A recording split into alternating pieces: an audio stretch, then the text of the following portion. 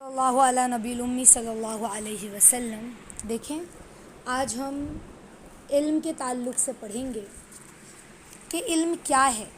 ایسے تو وقتاً فوقتاً آپ لوگوں کو بتایا ہی گیا ہے کہ علم کی کتنی بڑی قیمت ہے نا۔ علم کتنی قیمتی شے ہے دنیا۔ تو دنیا میں ہر انسان عزت بھری زندگی گزارنا چاہتا ہے نا۔ دیکھیے، عزت دو طرح سے ملتی ہے۔ ایک انسان مال سے عزت کماتا ہے، دوسرا نیک اعمال سے۔ لیکن دونوں میں فرق ہے۔ فرق کیا ہے؟ جو عزت مال سے ملتی ہے نا، وہ مال کی طرح فانی اور عارضی ہوتی ہے، کچھ وقت کی ہوتی ہے، سمجھ رہے ہیں؟ یعنی اس کی مثال ایسی سمجھ لیں کہ وہ ایسی نازک شاخ پر اپنا گھر بنائے ہوئے ہے جو پائیدار نہیں ہے، سمجھ رہے ہیں؟ اسی لیے مال کی بنیاد پہ جو عزتیں ملتی ہیں نا ساتھیوں، اور دنیا کے اندر وہ عزتیں بہت جلد ختم ہو جاتی ہے۔ دیکھا ہوگا ہم لوگوں نے وقتاً فوقتاً سنا بھی ہوگا کہ ایک آدمی صدر ہے ملک کا، کل ایک وقت اس پر ایسا ہے کہ اسے ملک بدر کر دیا گیا ہے نا۔ ایک آدمی امیر ہے، کل فقیر ہو گیا ہے نا۔ آج وہ وزیر ہے، کل وہ قیدی بنا دیا گیا، اسیر بن گیا۔ آج وہ وزیر اعظم ہے، کل اسے قید کر لیا گیا، سمجھ رہے ہیں؟ تو مال سے ملنے والی جو عزتیں ہوتی ہیں نا ساتھیوں، وہ ڈھلتی چھاؤں کی مانند ہوتی ہے۔ آ رہی ہے بات سمجھ میں؟ لیکن اس کے اپوزٹ میں جو عزت نیک اعمال سے ملتی ہے، سمجھ رہے ہیں، وہ ہمیشہ کی عزت ہوتی ہے۔ کیوں؟ کیونکہ دیکھو، نیک اعمال جو ہوتا ہے نا، وہ باقیات الصالحات میں سے ہے۔ یعنی نیک اعمال کے لیے انسان کو کس چیز کی ضرورت پڑتی ہے؟ علم کی۔ جب علم ہوگا تبھی تو نیک اعمال کر پائے گا نا۔ تو پتہ کیا چلا، جو انسان علم حاصل کرتا ہے وہ دنیا میں بھی عزتیں پاتا ہے اور آخرت میں بھی عزتیں پاتا ہے، اور وہ عزت پھر پائیدار ہوتی ہے۔ آ رہی بات سمجھ میں؟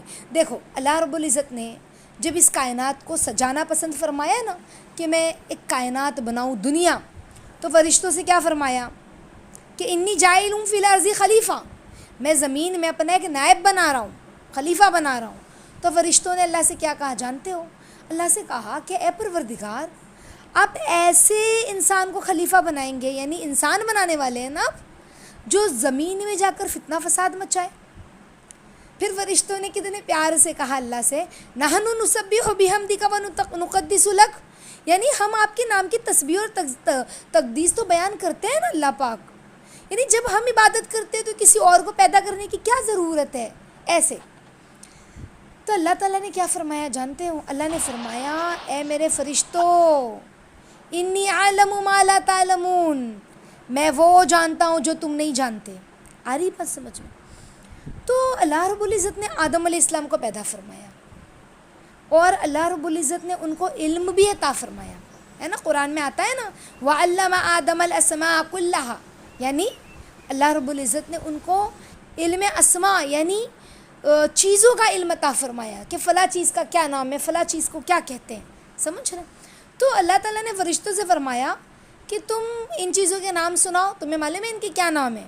تو وہ کہنے لگے، سبحانک لا علم لنا الا ما علمتنا انک انت العلیم الحکیم، یعنی ہم ان چیزوں کے نام نہیں جانتے، بے شک آپ ہی جاننے والے ہیں، حکمت والے ہیں۔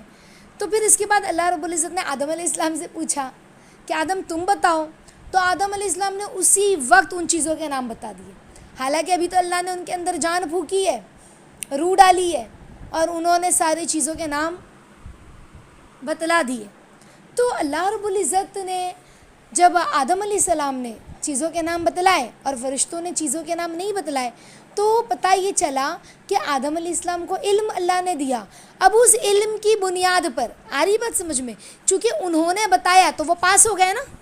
دیکھو، دنیا میں جو انسان پاس ہوتا ہے نا، تو اس کو ہم انعام دیتے ہیں، اچھے رینک سے جو پاس ہوتا ہے، اسکول اس کو انعام دیتی ہے، اسکول والے اس کو انعام دیتے ہیں، اور کوشش کیا کرتے ہیں کہ ایسا انعام دیا جائے جو مدتوں یاد رہے، یعنی کوئی سرٹیفکیٹ ہو، کوئی میڈل ہو، کوئی کیا کہتے ہیں شیلڈ وغیرہ ہوتی ہے نا، وہ ہو، ہے نا۔ تو ایسی کوئی چیز دیتے ہیں تاکہ جو طالب علم ہے وہ یاد رکھے کہ مجھے اپنی پوری زندگی وہ یہ اس بات کو یاد رکھے کہ مجھے فرسٹ کلاس میں یا فلاں کلاس میں میں نے فرسٹ ڈویژن سے پاس ہوا تھا تو مجھے یہ ملا تھا. سمجھ رہے؟ تو اسی طرح اللہ رب العزت نے آدم علیہ السلام جب پاس ہوئے نا، انہیں علم تھا، اللہ نے انہیں علم دیا تھا، تو انہیں ایسا انعام دیا جو رہتی دنیا یاد کرے. اور وہ انعام کیا تھا کہ اللہ رب العزت نے آدم علیہ السلام کو کیا بنا دیا جانتے ہو؟ مسجود ملائکہ بنا دیا. یعنی سارے فرشتوں نے آدم علیہ السلام کو سجدہ کیا ادب میں. یہ وہ انسان ہیں جن کو فرشتوں نے سجدہ کیا ہے ادب میں. سمجھ رہے؟ کتنا بڑا انعام. حق تو یہ تھا، مگر مالک کو اختیار ہے نا. اللہ رب العزت نے فرشتوں کو کہا کہ آدم علیہ السلام کو سجدہ کرو. کیوں؟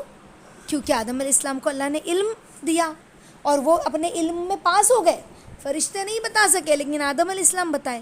تو دیکھو علم جو ہے نا، یہ اتنی بڑی چیز ہے نا. دیکھو میں آپ کو ایک اور مثال کے ذریعے سمجھاتی ہوں. حدیث پاک میں آتا ہے نا کہ سب سے پہلے اسرافیل علیہ السلام نے آدم علیہ السلام کو سجدہ کیا، تو اس کے بعد جبرائیل علیہ السلام نے، اور اس کے بعد دوسرے فرشتوں نے. جب اللہ نے فرشتوں کو سجدہ کرنے کے لیے کہا نا، تو سب سے پہلے اسرافیل علیہ السلام نے سجدہ کیا. لیکن جو شیطان تھا، جس کا نام عزازیل تھا، شیطان کا نام عزازیل تھا نا، اس مردود نے انکار کر دیا اور اس نے کیا کہا؟ تکبر کیا. ابا واستکبرا، اکڑا اور تکبر کیا. وکان من الکافرین، اللہ قرآن میں فرماتے وہ کافر بن گیا، انکار کرنے والا بن گیا. تو ہمیں دو بات سمجھنے والی بات ہے یہاں پر ساتھیوں. ایک یہ کہ روایتوں میں آتا ہے نا کہ اسرافیل علیہ السلام نے سب سے پہلے جب اللہ نے سجدہ کرنے کہا نا فرشتوں کو، تو سب سے پہلے جھکنے والے اسرافیل علیہ السلام تھے. تو ان کو اللہ رب العزت نے یہ اعزاز عطا فرمایا کہ ان کی پیشانی پر اللہ نے پورا قرآن مجید لکھوا دیا. سمجھ رہے؟ اسی لیے علماء نے کیا کہا؟ علماء کہتے ہیں نا، علم ایک ایسی نعمت ہے نا ساتھیوں، جو عالم کو عزتیں ملتی ہیں نا، علم سے ایسی نعمت ہے کہ عالم کو تو عزتیں ملتی ہی ہے، لیکن جو شخص کسی عالم کی عزت کرتا ہے نا، تو اللہ تعالیٰ اسے بھی انعام دیتے ہیں. تو عزت کی نا، کون عالم تھا اس وقت؟ فرشتوں سے زیادہ علم رکھنے والے آدم علیہ السلام تھے نا اس وقت. تو آدم علیہ السلام کو سجدہ کیا، تو سب سے پہلے انہوں نے سجدہ کیا، عزت دی انہوں نے فوری طور پر. سارے فرشتے جھکے لیکن سب سے پہلے جھکنے والے جو ہے اسرافیل علیہ السلام تھے. تو اللہ نے ایک عالم کی عزت کرنے پر یہ انعام دیا کہ ماتھے پر، ان کے پیشانی پر پورا قرآن لکھوا دیا. سمجھ رہے؟ تو ایک انعام آدم علیہ السلام کو علم کی وجہ سے ملا، جو بہت بڑا انعام ہے کہ فرشتوں نے ان کو سجدہ کیا. سمجھ رہے؟ تو آدم علیہ السلام کا اکرام کرتے ہوئے سب سے پہلے سجدہ کیا، تو پھر ان کو بھی تو انعام سے نوازا نا اللہ نے. تو جس نے عالم کا اکرام نہ کیا وہ کون تھا؟ عزازیل، شیطان مردود تھا، ہے نا. اب سوچو کہ شیطان کون تھا جانتے ہو؟ جس نے دنیا کے چپے چپے پہ سجدہ کیا ہے. کوئی جگہ ایسی نہیں تھی جہاں پر اس نے سجدہ نہ کیا ہو. سمجھ رہے؟ اس کی زندگی اتنی عبادت سے بھری ہوئی تھی نا، مگر اس نے ایک عالم کی، یعنی آدم علیہ السلام کی بے ادبی کی نا، ان کے مقابلے پہ آیا اور کیا کہا؟ انا خیر منہ خلقتنی من نار وخلقتہ من طین. سورہ اعراف میں اللہ فرماتے ہیں نا، اس نے یوں کہا کہ میں اس سے بہتر ہوں کیونکہ میں آگ سے بنا ہوا اور یہ مٹی سے بنا ہوا. تو پتہ کیا چلا؟ اللہ رب العزت نے اس کو پھٹکار دیا، لعنت کر دی، ہمیشہ کے لیے راندہ درگار بنا دیا. سمجھ رہے؟ اس کے گلے میں لعنت کا توق ڈال دیا اللہ نے. اور کیا فرمایا؟ ان علیک لعنتی الی یوم الدین، یعنی بے شک تمہارے اوپر قیامت تک میری لعنت برستی رہے گی. تو پتہ چلا علم کا کیا مقام ہے، کہ اللہ رب العزت نے علم کا بہت بڑا مقام ہے ساتھی. کہاں آدم علیہ السلام جو مٹی سے بنے، کہاں فرشتے جو نور سے بنے ہوئے، اور نور سے بننے والی مخلوق بھی، وہ مخلوق جو ہر وقت اللہ کی عبادت میں مشغول رہتی ہے. یہ ایسی مخلوق تھی فرشتے، یہ ایسی مخلوق ہے فرشتے. سمجھ رہے؟ تو کیا کہا کہ نور سے بنے ہیں نا فرشتے، نور سے بنے، ہر وقت اللہ کی عبادت میں مشغول رہتے، ہر وقت. تو آپ سوچیں کہ اللہ کے پاس جو بھی مخلوق ہے فرش عرش کے اوپر آسمانوں پر، نوری مخلوق، ہر وقت اللہ رب العزت کی وہ تسبیح بیان کر رہی ہے، نوری مخلوق. ان کے یہاں افطار نہیں ہے، کھانا پینا نہیں ہے، صرف اور صرف عبادت ہے. فرشتے کھاتے پیتے تھوڑی نا، ان کا کھانا پینا ہی اللہ کا ذکر ہے، وہ ذکر میں ہی رہتے ہیں، کوئی رکوع میں ہے تو کوئی سجدے میں ہے نا. یہ فرشتوں کی غذا ہے. تو کہاں آدم علیہ السلام مٹی کے بنے ہوئے، خاک کے بنے ہوئے، کہاں وہ عالم پاک، عالم عرش، فرشتوں کا عالم. مگر علم کی وجہ سے اللہ نے ایسی نعمت عطا فرمائی کہ خاک کے بنے ہوئے آدم علیہ السلام کو، مٹی کے بنے ہوئے آدم علیہ السلام کو، سمجھ رہے ہیں، اس عالم کے پاک فرشتے سجدہ کر رہے ہیں. انہیں مسجود بنا دیا اللہ نے، یعنی فرشتوں نے، مسجود الملائکہ، فرشتوں نے ان کو سجدہ کیا. بات سمجھ میں آ رہی؟ دیکھو دستور کیا ہوتا ہے، رول تو یہی ہے نا کہ اندھیری رات میں جگنوں کی جو روشنی ہے وہ بھی اچھی لگتی ہے. تو علم جو ہے نا ساتھیوں، وہ ایسی لاجواب نعمت ہے نا کہ تھوڑی سی بھی اگر ہو نا ہمارے پاس تو پلہ ہمارا بھاری ہے. علم اللہ کے نزدیک تو سوچنے والی بات یہ ہے کہ آپ سوچو کہ اللہ رب العزت نے آدم علیہ السلام کو چیزوں کے نام سکھلائے تھے، سمجھ رہے ہیں، چیزوں کے نام سکھلائے تھے، چیزوں کا علم دیا تھا. تو اس علم پر اللہ نے اتنا بڑا انعام دے دیا. تو آپ سوچو کہ جس انسان کو اسماء الحسنہ کی معرفت حاصل ہو جائے، یعنی اللہ کے ناموں کی معرفت حاصل ہو جائے، اللہ کی پہچان ہو جائے، اس کی محبت کی پہچان ہو جائے، تو اسے قیامت کے دن کیا انعام ملے گا. اللہ اکبر، سبحان اللہ. سمجھ رہے ہیں؟ ہاں. تو یہ جو پوری کائنات ہے نا، یہ جو زمین ہے ساتھیوں، زمین سے لے کر آسمان تک، یعنی فرش سے لے کر عرش تک، یہ جو علم ہے نا، یہ علم الہی کا مدرسہ ہے. اس مدرسے کے سب سے پہلے معلم کون تھے؟ سب سے پہلے استاد آدم علیہ السلام. روایتوں میں آتا ہے نا کہ انہوں نے اس دنیا میں زراعت، یعنی کھیتی وغیرہ، صنعت، جو کارخانے ہوتے ہیں نا کپڑے وغیرہ بننے کے، اور حروف کا علم لے کر وہ آئے تھے. سمجھ رہے؟ ورڈنگ ہوتی ہے نا، الفابیٹ وغیرہ جس کو ہم کہتے ہیں. تو ورڈ، اس ورڈ کو یہ کہتے ہیں، اس طرح سے بات پوری ہوتی ہے نا. تو آدم علیہ السلام نے وہ علم اپنی اولاد کو سکھایا. کون سا علم؟ زراعت کا، صنعت کا اور حرف کا. اور سب سے پہلے ٹیچر کون بنے، معلم کون بنے؟ آدم علیہ السلام بنے. ہم ادریس علیہ السلام کو دیکھیں، اس کے بعد ادریس علیہ السلام کو اللہ نے کون سا علم دیا؟ قلم کا علم دیا، کتابت کا علم دیا. سب سے پہلے قلم کس نے ایجاد کیا؟ ادریس علیہ السلام نے.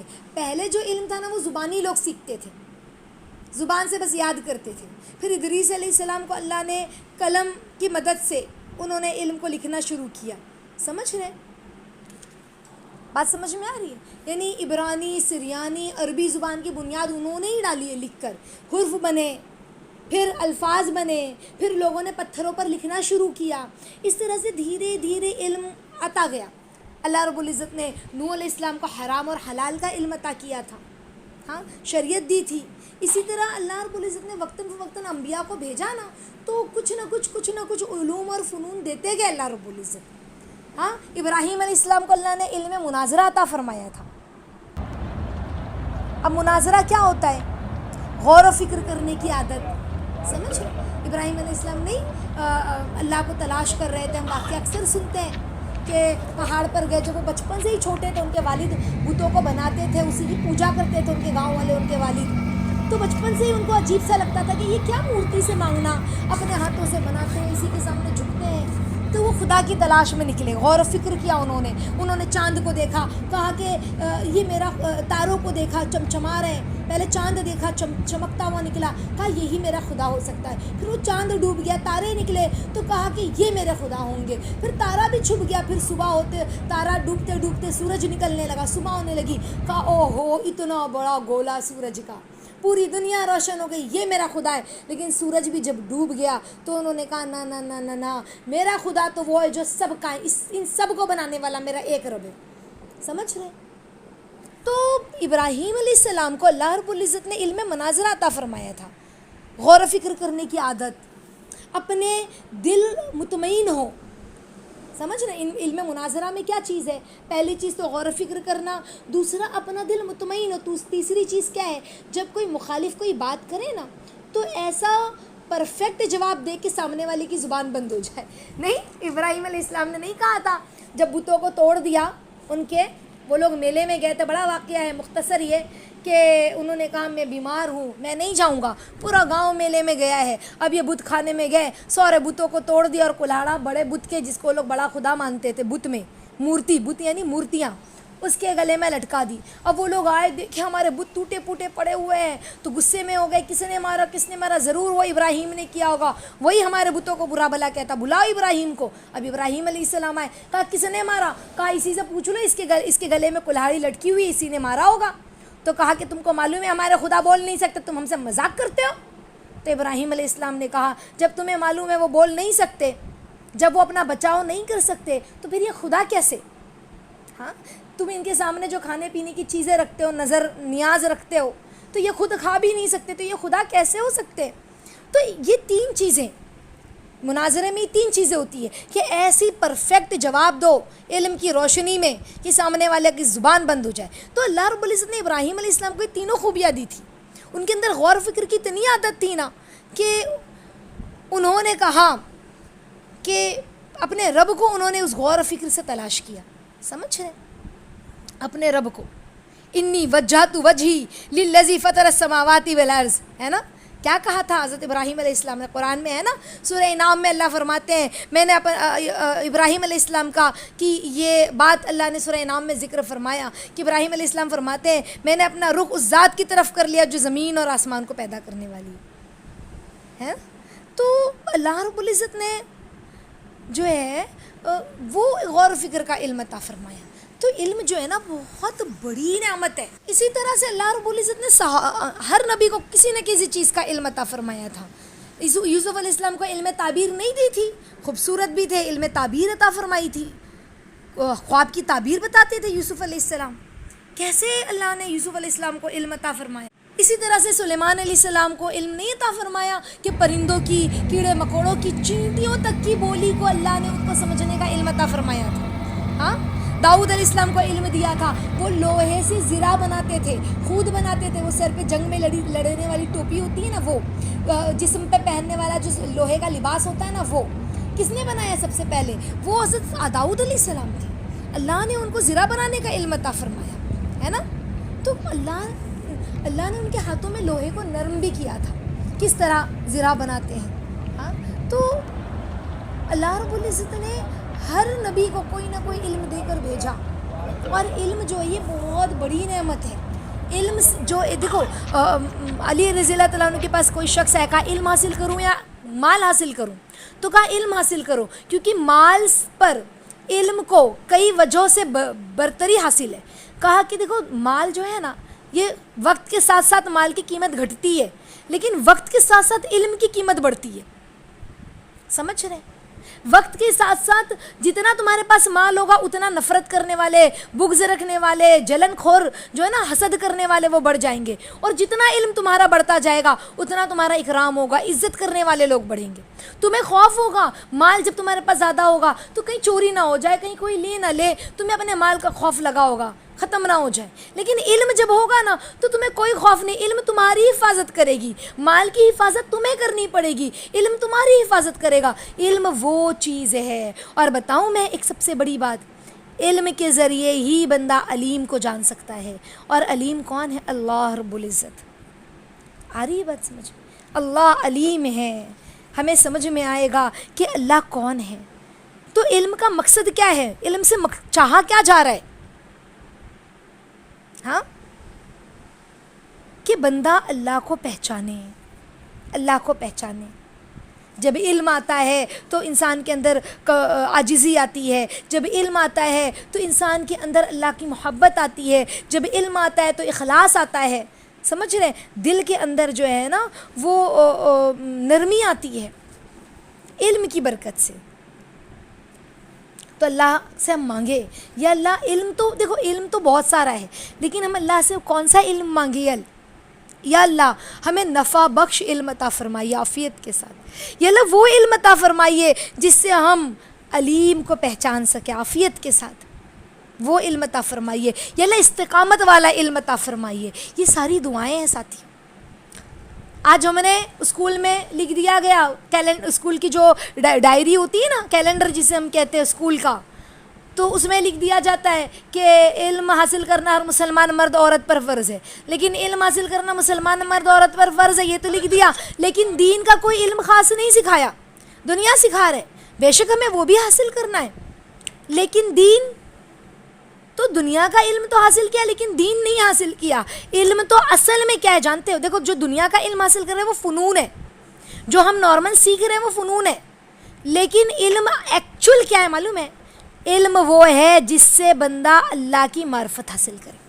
اب دیکھیں ہمیں اللہ کی معرفت مل رہی ہے، اللہ کا تعلق بڑھ رہا ہے، اللہ کی محبت بڑھ رہی ہے، تو ہم سمجھ جائے کہ علم سے علیم مل رہا ہے. ورنہ یہ سارے فنون ہیں، فن کہتے ہیں نا، فن ہے یہ سب. علم کیا ہے؟ علیم کو پہچاننا. انشاءاللہ اللہ تعالی ہم سب کو وہ علم عطا فرمائے جو اللہ ہم میں دیکھنا چاہتے ہیں عافیت کے ساتھ. تو ہم اپنے بچوں کو بھی علم سکھائیں. کہیں تفسیر سکھا رہے ہیں، چھوٹی ہماری بچیوں کو کہیں تفسیر میں ہم بھیج رہے ہیں، کہیں تفسیر سکھا رہے ہیں، کہیں تجوید سکھا رہے ہیں، حدیث کا علم دے رہے ہیں. ہم نے اپنے بچوں کو قرآن سکھا لیا، پانی پینے کی سنتیں، اٹھنے کی دعائیں، سونے کی دعائیں، اور ہم مطمئن ہو گئے. نہ بس اتنا ہی علم نہیں ہے. ارے یہ علم تھوڑی نہ ہے، یہ تو بس بیسک نالج ہے. علم تو اللہ کی پہچان ہے، حرام اور حلال سے بچانے والی ہے، ماں باپ کا ادب کروانے والی ہے، صحیح غلط کا فرق واضح کراتی ہے، حق اور باطل کی پہچان کراتی ہے، وہ علم ہے. تو ہم اپنے بچوں کو بھی وہ علم سکھائیں انشاءاللہ. اللہ رب العزت ہم سب کو کہنے سننے سے زیادہ عمل کی توفیق عطا فرمائے. علم کا ٹاپک تو بہت بڑا ہے ساتھیوں، زندگی رہی تو وقتاً فوقتاً علم کے تعلق سے بات ہوتی رہے گی. آج کے لیے بس اتنا ہی. اللہ رب العزت قبول فرمائے، راضی ہو جائے. السلام علیکم ورحمۃ اللہ وبرکاتہ.